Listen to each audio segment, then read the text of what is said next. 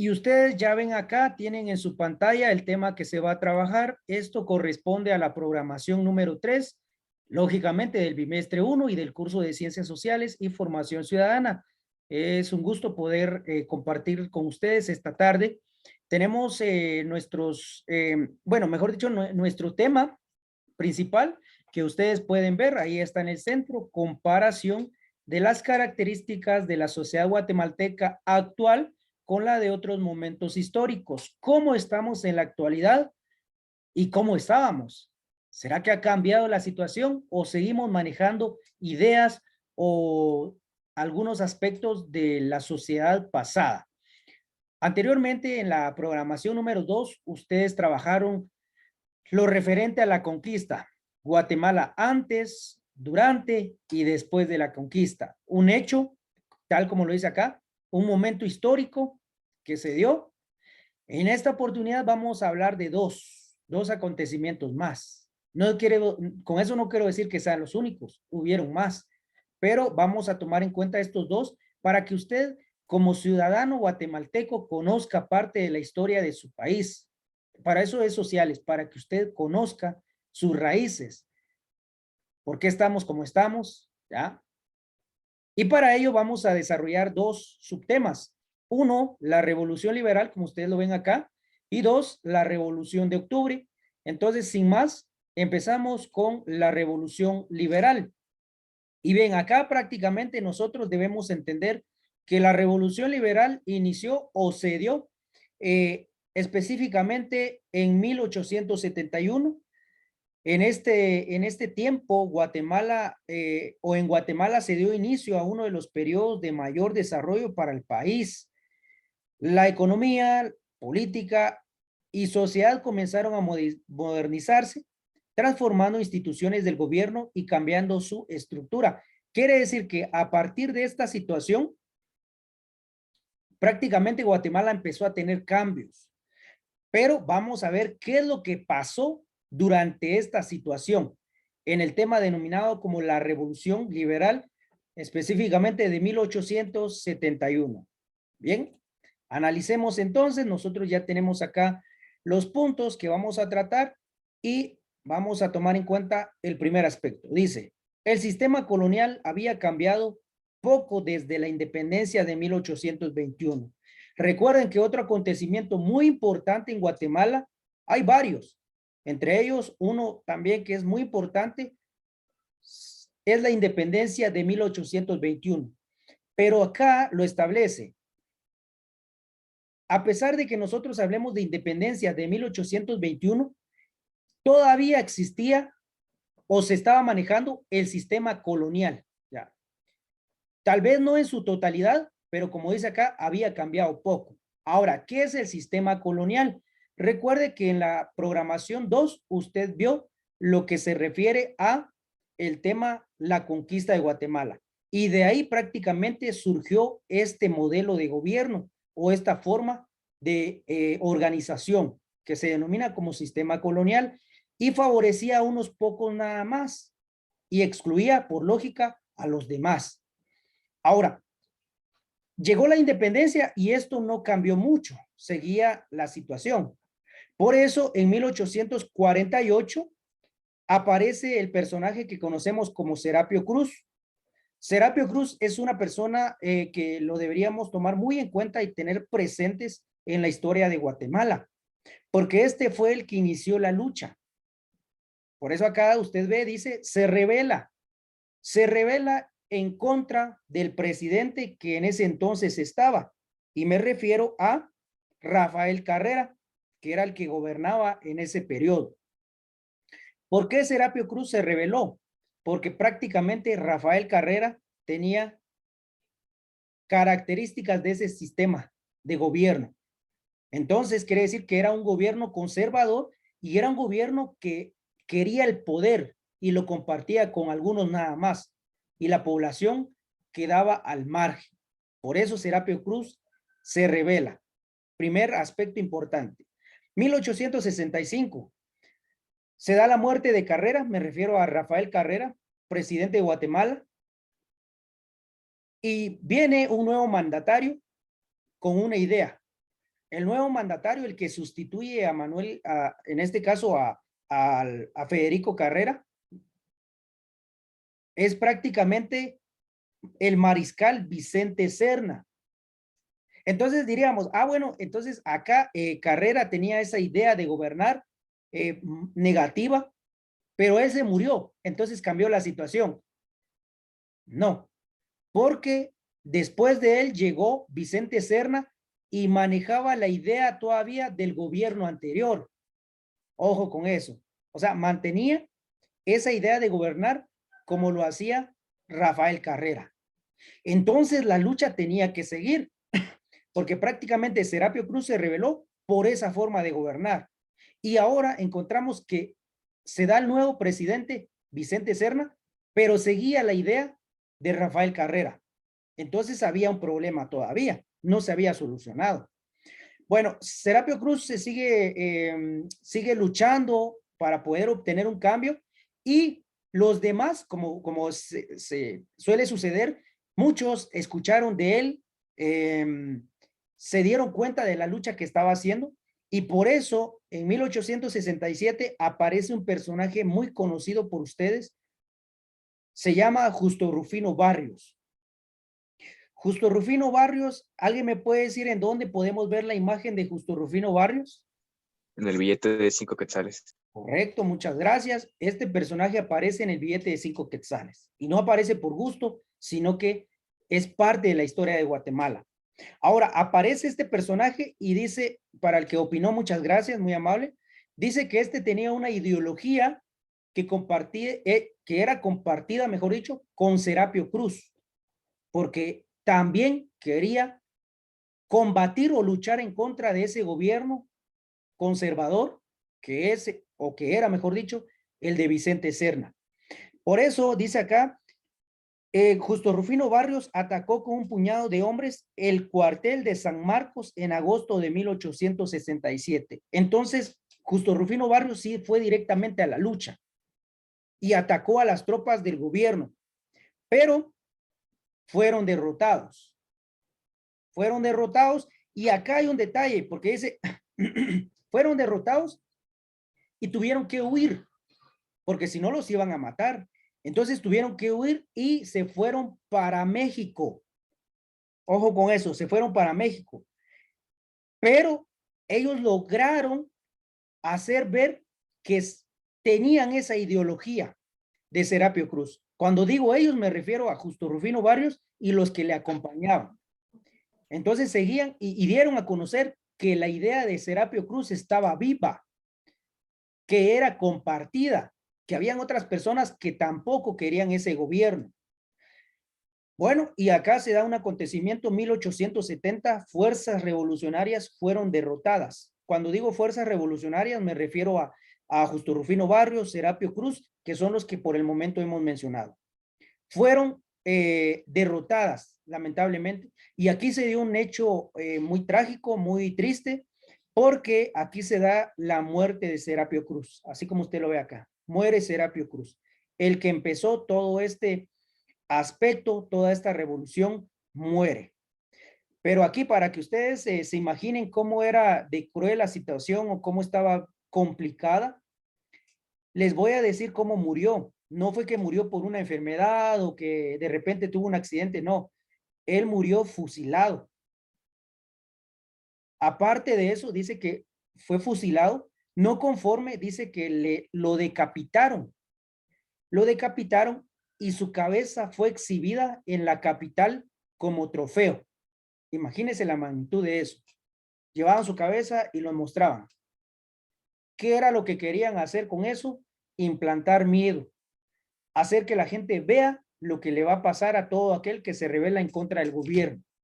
Imagínense. Cualquiera hubiera dicho, la harán. Entonces mejor ya no se hace nada. Si lo que le pasó a él.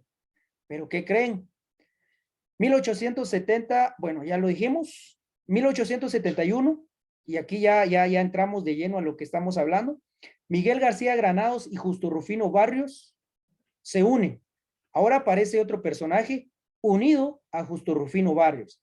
Les pregunto, ¿en dónde hemos visto el rostro de Miguel García Granados? En el billete de 50 o 10, no recuerdo cuál. Sí, es en un billete, pero no el de 50 ni el de 10, sino el de 20 quetzales. Ustedes pueden ver, ahí está Miguel. Ah, perdón, es el billete de 10 quetzales, correcto.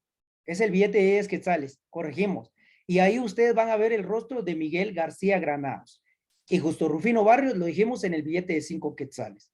Estos dos personajes unen fuerza.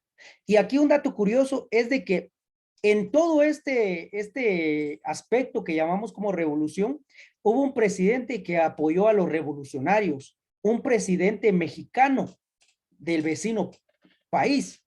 Ahora, ¿de qué presidente estamos hablando? Estamos hablando de Benito Juárez, que apoyó la causa, la revolución liberal. ¿Y cómo lo apoyó? Primero, dándole espacio a aquellos que fueron o que huyeron para ese país, para México. Y segundo, dice que les dio armas para que puedan enfrentar al gobierno. Entonces, aquí vemos cómo era esa situación de apoyo entre presidentes. Muy bien. Y dice aquí, Miguel García Granados y Justo Rufino Barrios se unen y se desarrolla el primer combate. Ojo con eso. Aquí se da el primer combate. Usted tiene la fecha, 1871. Aquí inicia. Dice que estos dos personajes, los que están acá, comenzaron dirigiendo a 100 hombres. Imagínense, 100 hombres. Y establecieron su cuartel general en las faldas del volcán Tacaná. El 3 de abril se dio el primer combate contra tropas del gobierno, en el cual vencieron las fuerzas revolucionarias. Mire esto, a pesar de que estaban dirigiendo a 100 hombres, lograron ganar a un grupo que pertenecía a las defensas del gobierno. ¿A qué gobierno nos referimos? A Vicente Serna. Entonces, este grupo de revolucionarios logró ganar el primer combate, pero no, una guerra no se gana con un combate, sino que la lucha siguió. Dice García Granados instaba a todos en contra de Serna. O sea, viendo que lograron hacer algo, García Granados o Miguel García Granados instó a los demás y les dijo, miren, sí se puede. Nosotros acabamos de derrotar a las tropas del gobierno, entonces ustedes también lo pueden hacer. Ya no, prácticamente lo que pretendía era que ya no se reconociera a Vicente Serna como presidente, y eso lo estaba trabajando Miguel García Granados. El 3 de junio se firma o se redacta un acta que lo conocemos como el acta de Patzicía. Esta acta dice que pretendía o lo que se buscaba con esta acta era desconocer el gobierno de Vicente Serna. Y ahí se especificaba el por qué se estaba dando la revolución. Pero mire esto, o sea, un acta, cuando se redacta un acta, ese documento es algo formal, es administrativo y tiene peso. Entonces acá lo que hicieron era firmar, redactar y firmar esta acta para desconocer al gobierno del presidente de ese entonces, que era Vicente Serna. O sea que la lucha se seguía de diferentes maneras, pero se seguía. El combate más fuerte del movimiento liberal. Bueno, acá prácticamente nosotros podemos determinar que hubo un enfrentamiento que se consideró como el más fuerte. Cuando hablamos del movimiento liberal nos referimos a los grupos revolucionarios luchando. Ese es el movimiento liberal. El combate más fuerte, ¿por qué le llamamos así? Porque dice que Vicente Serna iba encabezando a 4,000 hombres. Imagínese usted, 4,000 hombres. Y la lucha era en contra de los revolucionarios, que imagínese usted cuántas personas eran. Aquí lo dice. 1,000 personas en contra de 4,000. Esta lucha dice que se dio en Totonicapán, un lugar que ustedes conocen, el 21 de junio. Se dio el enfrentamiento más fuerte. ¿Por qué más fuerte? Imagínense, 4,000 personas enfrentando a 1,000 personas y todos guatemaltecos haciéndose daño. Pero había una causa. El 30 de junio, entrada del Ejército Liberal a la capital de Guatemala. Bueno, acá cabe destacar, se dio este enfrentamiento y se siguieron dando otros enfrentamientos. Al final, dice, a pesar de todo, Serna y sus fuerzas retrocedieron cuando se dio el combate más fuerte, a pesar de que ellos eran 40,000 y los otros eran 1,000. Lograron hacer que el ejército y juntamente con Serna retrocedieran a Chimaltenango. ¿Ya? Dice, eventualmente la lucha concluyó. Dice que después concluyó la lucha y no le quedó de otra a Vicente Serna que reconocer que había perdido. Por eso dice que Serna huyó. O sea, determinó, aquí ya no puedo hacer nada. Aquí se están levantando cada vez más. Entonces yo dejo el poder y me voy. Dice su guía o su programación, huyó Vicente Serna. Bueno, entonces prácticamente acá dejó la presidencia y por eso el 30 de junio se dio la entrada del Ejército Liberal a la capital de Guatemala, esto específicamente a las 9 de la mañana. Dice que cuando entraron, cuando nos referimos a esto, ya les dije, el Ejército Liberal, pues estaba Miguel García Granado, Justo Rufino Barrios y otros que se fueron uniendo.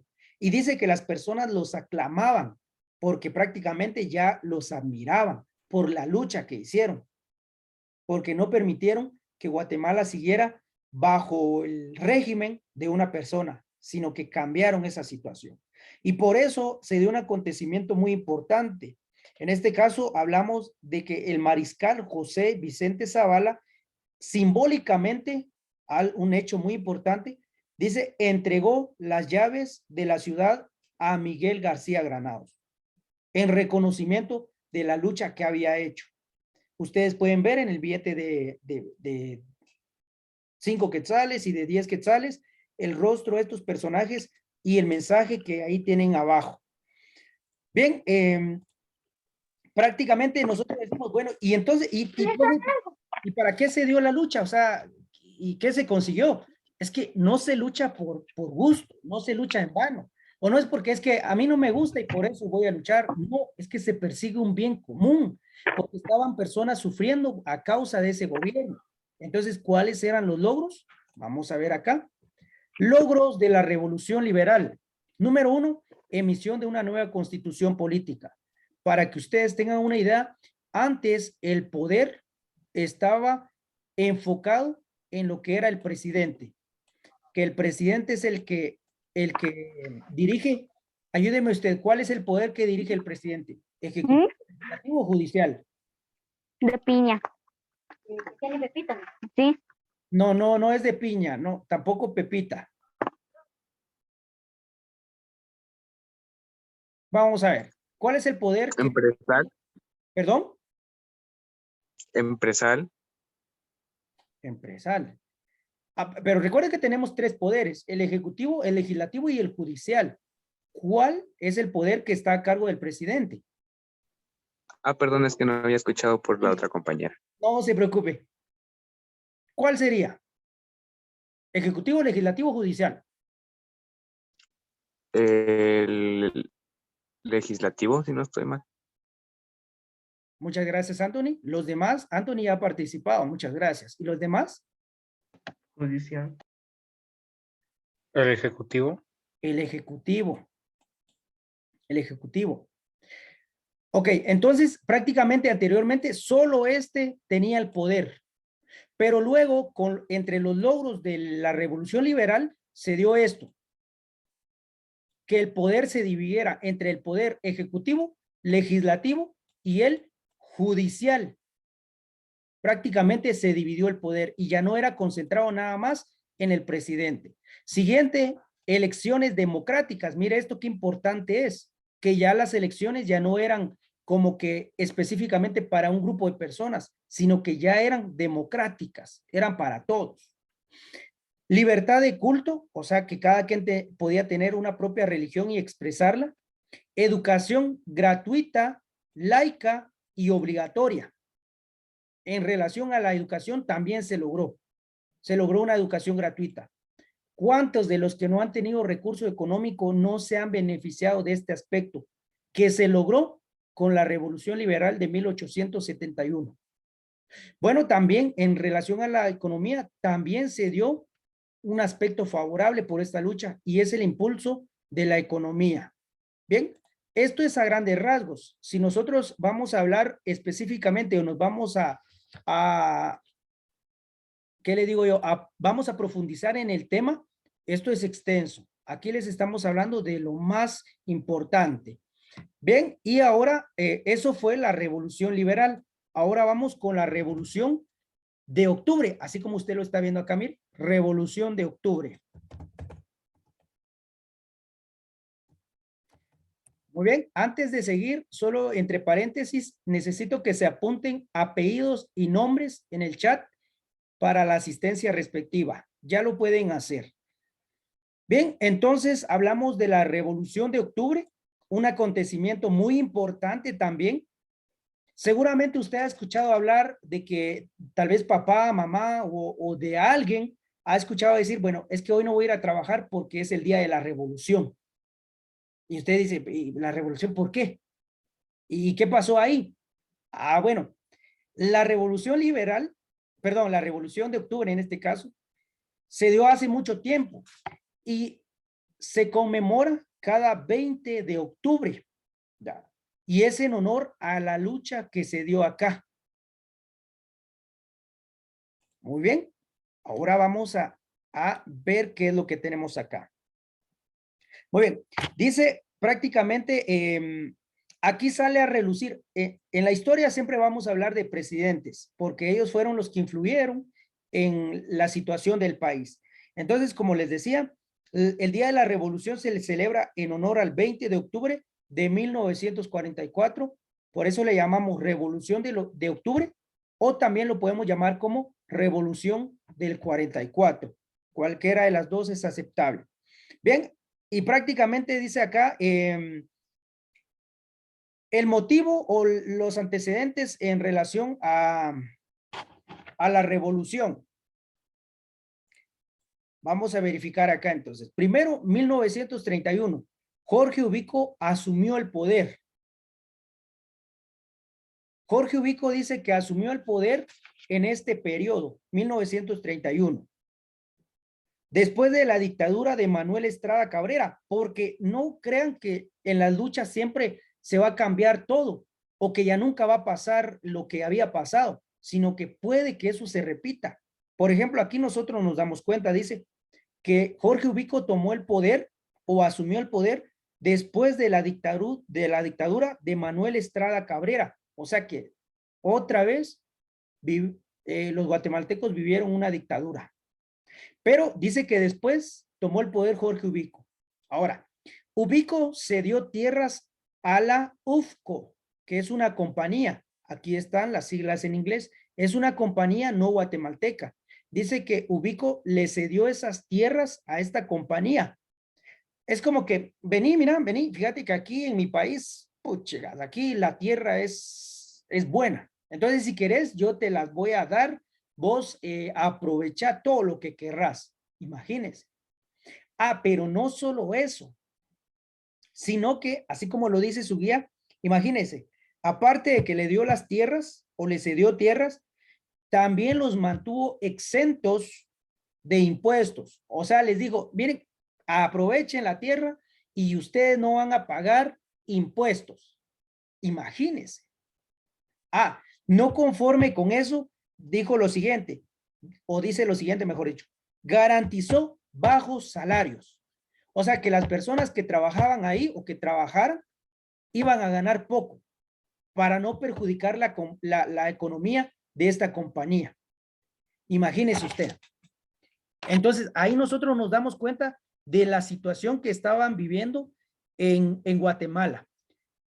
Aparte, pues nosotros ahí nos podemos o podemos determinar de la situación o la ideología que estaba manejando Jorge Ubico, algo que definitivamente no beneficiaba a Guatemala, sino todo lo contrario. Entonces vemos a un presidente que le importaba muy poco sus ciudadanos y pretendía privilegiar a algunos.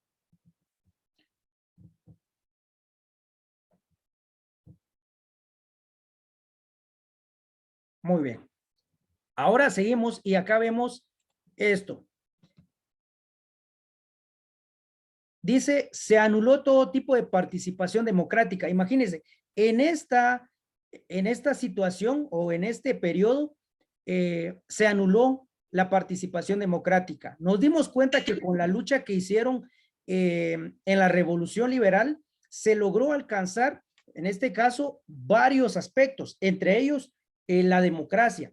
Pero luego, con el gobierno de Jorge Ubico, dice que se anuló todo tipo de participación democrática. Aquí nos damos cuenta de lo feo que estaba la situación. La población campesina fue oprimida. Mire usted, siempre existe una población que sale afectada. Lamentablemente, en muchos aspectos y en varios acontecimientos, la población que fue afectada en gran manera fue la campesina. Y aquí dice, fue oprimida. Y el presidente lo permitió. De hecho, él era el responsable. Entonces nos damos cuenta de una situación bien complicada.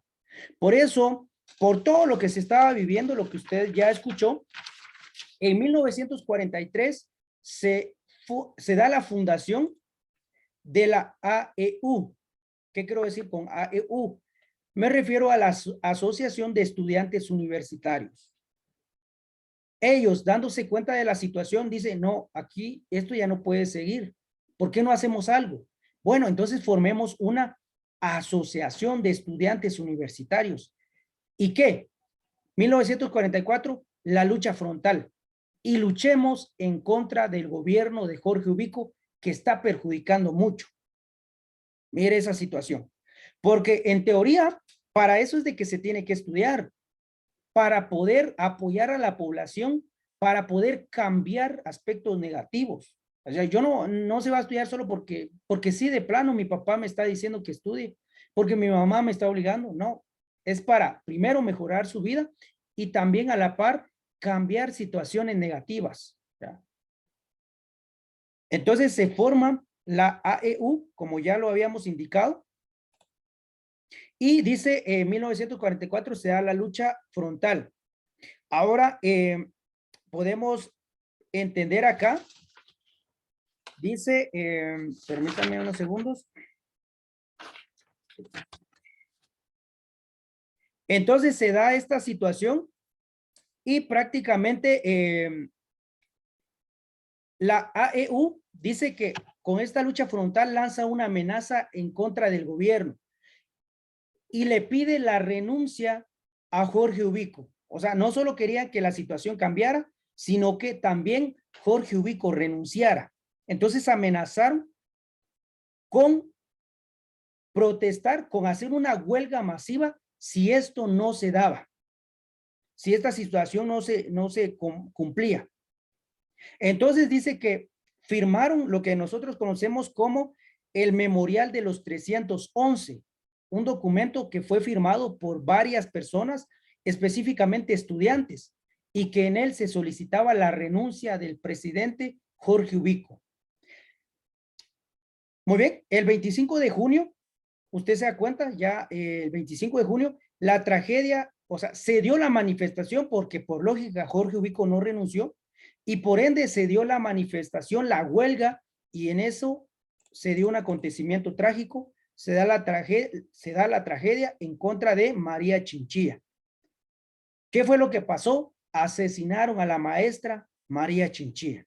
¿Por qué? Por protestar, por exigir sus derechos y que ya no sean vulnerados por parte del gobierno. Todo esto hizo que la población se enfureciera, se enojara y siguiera protestando cada vez más hasta llegar al punto de lograr la renuncia de Jorge Ubico. Un gran logro. Bueno, después de eso, como las situaciones, le digo, no cambian de un día para otro. Después de eso, en 1944, se nombró a Federico Ponce Báidez como presidente, pero en este caso hablamos de presidente provisional. Definitivamente, este presidente estuvo en 1944. Durante ese periodo, este tiempo, se formaron los partidos de estudiantes universitarios y maestros. Hablamos de los partidos llamados como el Frente Popular Libertador y el Frente Renovación Nacional, que querían llegar al poder. Muy bien. Dice acá prácticamente que siguieron las exigencias de los trabajadores. En este caso, ellos exigían que los salarios aumentaran, querían mejores salarios. Aparte, las huelgas seguían en contra de la UFCO, de la compañía, seguían esas huelgas. Y la reacción de Baides. Entonces dice que viendo esto, se da la reacción del presidente Federico Ponce Baides. ¿Cuál fue? Amenazar, en este caso, a los que estaban manifestando y exigiendo. Luego de la amenaza, como veo que seguía la situación, dice que encarceló a muchas personas y desterró a ciudadanos. Ah, bueno, entonces estos que estaban acá, los revolucionarios, podemos llamarles también, se dieron cuenta que Federico Ponce Baides quería tener el poder otra vez centralizado. Entonces dijeron, no, esto ya no puede seguir. Por eso se dio varias luchas. Prácticamente, dice acá, la madrugada del 20 de octubre se inició la acción armada de pequeños grupos militares que recibieron apoyo de la población, quienes llegaron a la Guardia de Honor a recibir armas. Después de 16 horas de combate, fue derrocado el gobierno de 108 días de Federico Ponce Baides. Entonces, prácticamente hubo un enfrentamiento armado que prácticamente culminó con la renuncia de Federico Ponce Baides, que su gobierno duró 108 días. Por eso ustedes en algún documento van a ver y va a decir el gobierno de los 108 días.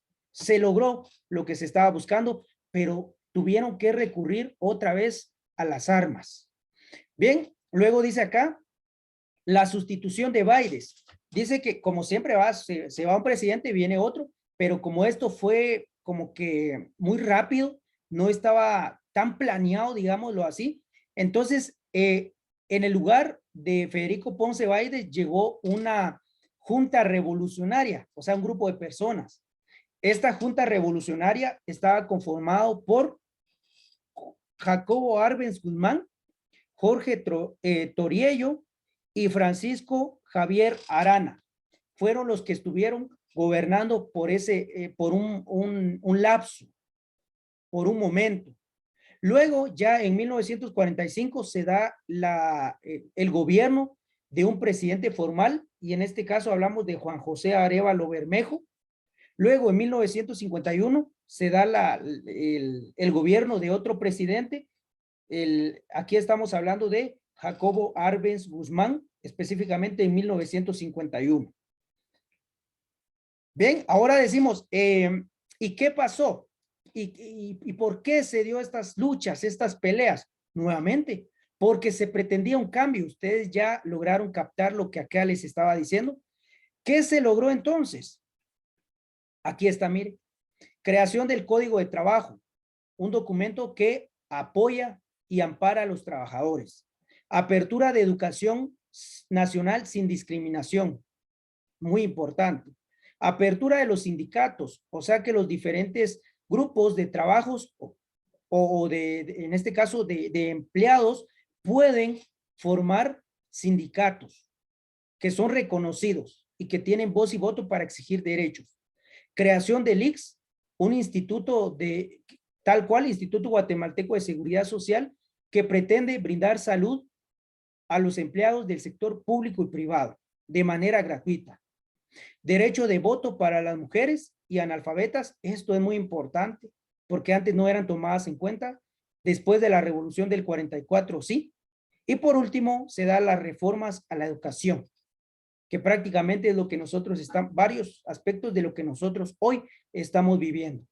Bien, y por eso es de que se dio la revolución liberal y la revolución de octubre. Con esto llegamos al final, ya usted ve, yo les agradezco mucho por haber prestado la atención debida. Que Dios me los bendiga.